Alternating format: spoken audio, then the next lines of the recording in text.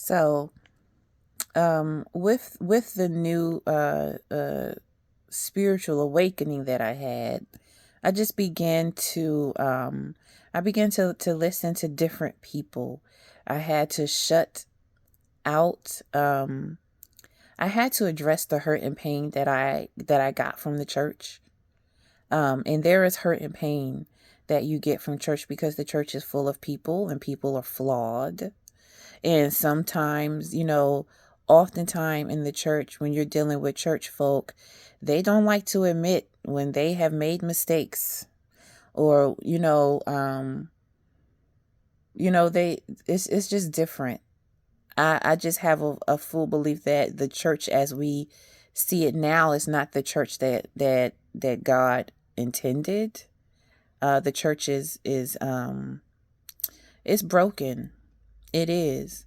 But that's because it's run by broken people who won't do their shadow work, And so, and some people you know, um, some people like living in that way. I don't like living that way. I've always been empathic. Growing up in the church, some would call me a prophet. I've always been that person. And if you have spiritual gifts, and I believe everybody has these spiritual gifts, it's just some of us are born, for whatever reason, some of us are born with that natural knowing that that gift is there. And over the years, we've been ostracized, especially in the church, for our gifts. If you have the gift of what the church calls prophecy, the definition of prophecy has changed over the years. If you read the Bible, the prophets were not happy people to be seen. Whenever they saw prophets coming, they were like, oh, did we do something wrong? Prophets are the mouth of God. We just are. Um, and so when you have, somebody who is up reading these words of the Bible and kind of interpreting them in whatever way that they choose to interpret it, and then you have a prophet come to you and say, hey, I got a message from God, and God, wanted me to tell you this, that, or the other. Well, naturally, if you're living by your flesh and not by your spirit, you're going to be offended. Even if you are living by your spirit, you might be offended. But here's the difference. When you're living by the flesh, your flesh will lash out. If you're living by the spirit, you may lash out initially, but that spirit is gonna weigh on you, and you're gonna be thinking about what that prophet said. And if you're honest and true with yourself, you're gonna be like, yeah, God, you're right. Yeah, you're right. All right, how can we do this? But unfortunately, you don't find a lot of that in the church right now. And so the true prophets of God, they get ostracized. Um, I've told stories about, me losing whole ministries just by asking a question. Like, I asked a question, because one pastor, uh, he said, well, come on up in prayer, in the prayer line during Bible study. Come up and get in this prayer line if you need prayer. And I didn't feel like I needed prayer, so I didn't. And he made it his way to come and lay his hands on my head without asking, and started praying for me. And afterwards, my curious mind, because I'm an inquisitive person, I called his wife later and asked, Pastor, asked, came and prayed for me when I didn't stand up in line. And I just want to know, like, the words that he said, am I doing something wrong? Is there something you see on me? Is there something that I need to correct? Because if I do, I would like to know what it is that I need to correct so I can be right with God. And then the next day, the pastor and his wife called and said, "Oh, you're trying to override my authority. You're questioning my authority, and we don't like that." And I'm like, how am I questioning your authority? By asking, am I doing something wrong? What is it that I'm doing wrong so that I can fix myself? Because ultimately, I've always wanted to be pleasing to God. I've always known that if I'm pleasing to God, everything else will fall in place. And so that's always been my goal, my spiritual goal. And so when I questioned, what do you see on me? Because I don't know. And I need to know if there's something, I was looking to him as my pastor, as my spiritual leader. And instead I got ostracized.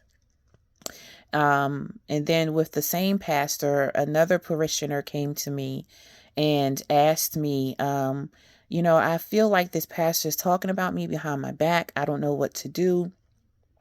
And so I told her, well, you don't want to, you don't want to offend God. First of all, you don't want to offend him.